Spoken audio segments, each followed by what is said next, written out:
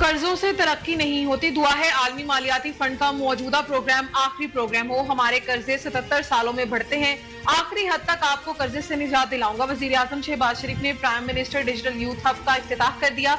इस्लामाबाद में prime minister digital youth hub के इजरा की तकरीब से खिताब करते हुए वजीर आजम शहबाज शरीफ का कहना था कि आज का दिन मुनफरिद खुशी का दिन है। हुनरमंद नौजवानों की बदौलत मुल्क का मुस्तकबिल शानदार बनाएंगे। वजीर आजम ने बताया कि कौम को कर्जों की जिंदगी से जान छुड़ाना होगी।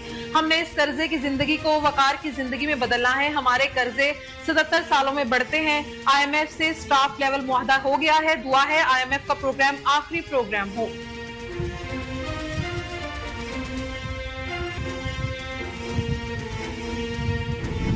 IMF ने पाकिस्तान को बिजली टैरिफ में ₹1 फी यूनिट कमी की इजाजत दे दी। IMF का कहना है कि तमाम सारिफिन को बिजली की कीमतों में ₹1 यूनिट रिलीफ मिलेगा। ये रिलीफ कैप्टो पावर प्लांट्स पर लेवी से हासिल रेवेन्यू से दिया जाएगा। आलमी मालियाती फंड का कहना है कि कैप्टो पावर प्लांट्स की जानिब से गैस के इस्तेमाल पर लेवी आयद की गई है। हुकूमत की जानिब से बिजली सारिफिन के लिए रिलीफ पैकेज पर भी काम जारी है।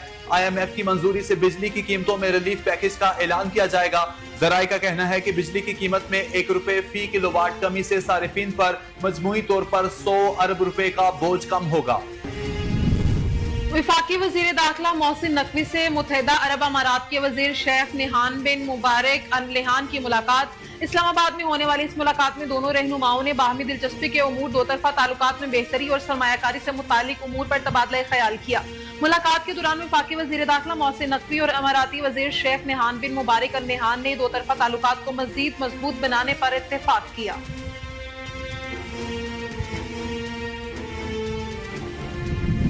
वजीर खजाना मोहम्मद औरंगजेब ने रमा पाकिस्तान के युआन में पांडा बॉन्ड्स के इजरा का इम्कान जाहिर कर दिया। चीन में बाओ फोरम बराए एशिया सालाना कॉन्फ्रेंस 2025 में शिरकत के दौरान चीनी मीडिया से गुफ्तगू में वजीर खजाना ने कहा कि पांडा बॉन्ड का इजरा पाकिस्तान की कैपिटल मार्केटों को चीन से जोड़ने का आगाज होगा। मोहम्मद औरंगजेब ने कहा कि पाकिस्तान ने माजी में डॉलर और यूरो में कई बॉन्ड्स का इजरा किया। अब वक्त आ गया है कि चीनी कैपिटल मार्केट से इस्तेफादा किया जाए।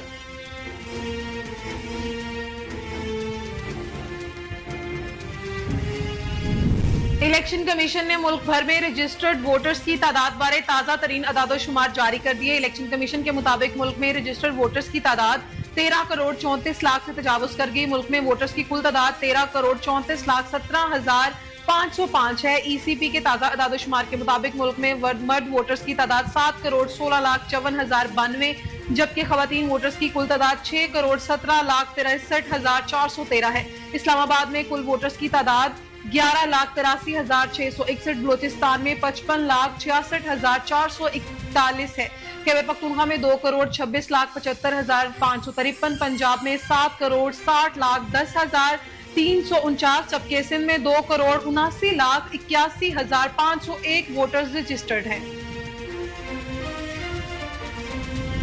विफाकी हुकूमत का अफगान बाशिंदों के लिए 31 मार्च तक मुल्क छोड़ने की डेडलाइन में तोसी न करने का फैसला। वजारत दाखिला के इजलास में अफगान बाशिंदों के लिए 31 मार्च तक मुल्क छोड़ने की डेडलाइन पर सख्ती से अमल दरामद कराने का फैसला किया गया है। इस हवाले से रावलपिंडी और इस्लामाबाद में गैर कानूनी मुकीम अफगान बाशिंदों को पहले ही निकालने की हिदायत की जा चुकी है। दूसरी जानिब एमनेस्टी इंटरनेशनल ने गैर कानूनी तौर पर मुकीम गैर मुल्कियों के इनखला का प्लान वापस लेने का मुतालबा कर दिया है। एमनेस्टी इंटरनेशनल का कहना है कि पाकिस्तान की 31 मार्च तक की डेडलाइन अफगान शहरियों की मुश्किलात में इजाफा करेगी। एमनेस्टी इंटरनेशनल के मुताबिक पाकिस्तान ने 2023 से 2025 के दरमियान 8,44,449 अफगान बाशिंदों को बेदखल किया।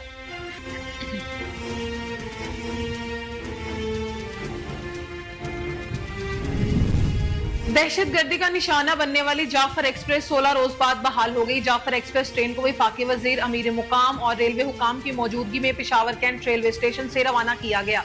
जाफर एक्सप्रेस पेशावर से रवाना होकर पंजाब, सिंध और फिर बलोचिस्तान से होती हुई 34 घंटे के सफर के बाद कल शाम कोयटा पहुंचेगी।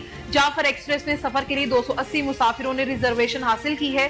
पेशावर से 28 मुसाफिर रवाना हुए। ट्रेन पेशावर से पंजाब और फिर सिंध के बाद बलोचिस्तान में दाखिल होगी। जाफर एक्सप्रेस वाहिद रेलगाड़ी है जो चारों सूबों से गुजरती है।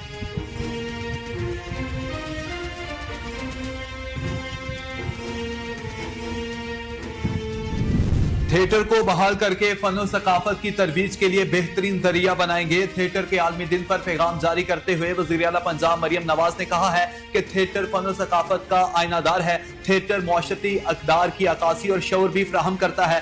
बाशऊर और तरक्की याफ्ता मुआशरे में मेयारी थिएटर को बावकार मकाम हासिल होता है। मरियम नवाज ने कहा है कि पंजाब हुकूमत थिएटर की अपग्रेडेशन के लिए इकदाम कर रही है। थिएटर को मुस्बत और बावकार तफरीह का जरिया बनाने के लिए इकदाम किए जा रहे हैं। फनकारों की फलाह बहबूद के लिए आर्टिस्ट फंड कायम कर दिया गया है। उन्होंने मजीद कहा है कि फन और फनकार की फलाह बहबूद तरजीहात में शामिल है।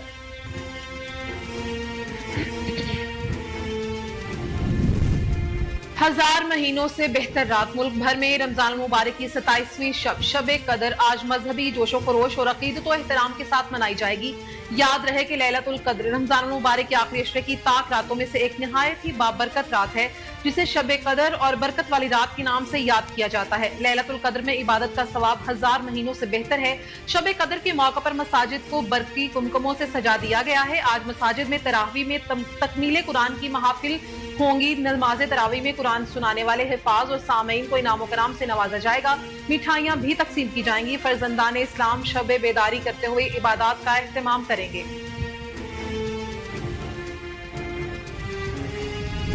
शवाल का चांद इतवार की शाम को नजर आने और ईद उल फितर 31 मार्च बरोज पीर होने का कभी इम्कान है। माहिरीन फल्कियात के मुताबिक 30 मार्च की शाम को चांद की उम्र लगभग 28 घंटे होगी, जिसे देखना मुमकिन होगा। तहम चांद नजर आने का हतमी ऐलान मरकजी रुयत हिलाल कमेटी के फैसले से मशरूत होगा। दूसरी जानिब महकमा मौसमियात की जानिब से ईद पर मौसम की सूरत हाल भी बेहतर रहने का इम्कान जाहिर किया गया है। ईद के तीनों रोज दर्जा हरारत मामूल के मुताबिक रहेगा।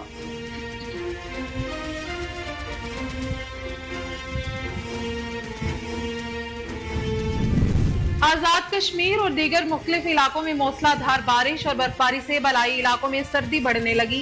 वादी नीलम में वक्फे वक्फे से हल्की बारिश और बर्फबारी हुई। बलाई इलाकों में लैंडस्लाइडिंग का खदशा बढ़ गया। दस्तूर में बारिश और बलाई इलाकों में बर्फबारी होने से मौसम सर्द हो गया। पेशावर के मुख्तलिफ इलाकों में तेज बारिश और यालाबारी हुई। शहर और मुल्हिका इलाकों में वक्फे वक्फे से बारिश का सिलसिला जारी रहा। मियांवाली, ईसाखेल, खटक बेलेट और गिरदोरवाह में बारिश होने से मौसम खुशगवार हो गया।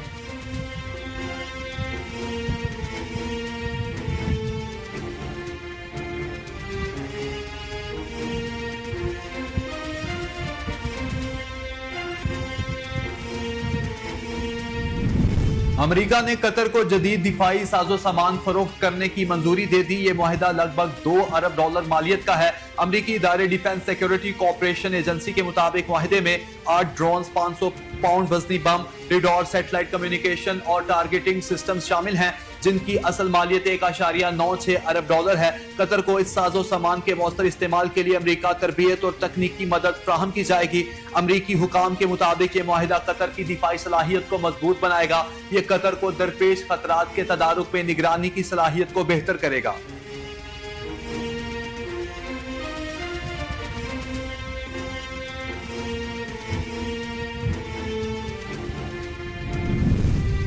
और क्रिकेटर्स की आलमी तंजीम वर्ल्ड क्रिकेटर्स एसोसिएशन ने क्रिकेट स्ट्रक्चर पर तफसीली रिपोर्ट जारी कर दी। वर्ल्ड क्रिकेटर्स एसोसिएशन की रिपोर्ट 64 क्रिकेटर्स और दीगर स्टेक होल्डर्स की मुशावरत से तैयार की गई है, जिसमें खेल के मौजूदा ढांचे और गवर्निंग में तब्दीली की तजावीज दी गई है। वर्ल्ड क्रिकेटर एसोसिएशन ने क्रिकेटर कैलेंडर को वाज़ेह करने की तजवीज दी और रिपोर्ट में कहा कि मौजूदा साइकिल के इख्तिताम पर क्रिकेट का नया और वाज़ेह कैलेंडर तश्कील दिया जाए। इंटरनेशनल क्रिकेट और लीग मैचेस के लिए तय विंडोज रखी जाएं। रिपोर्ट के मुताबिक इंटरनेशनल क्रिकेट के लिए हर साल 21-21 रोज की 4 विंडोज रखी जाएं। बाकी कैलेंडर को फ्री विंडो करार देकर उसमें डोमेस्टिक लीग की इजाजत दी जाए।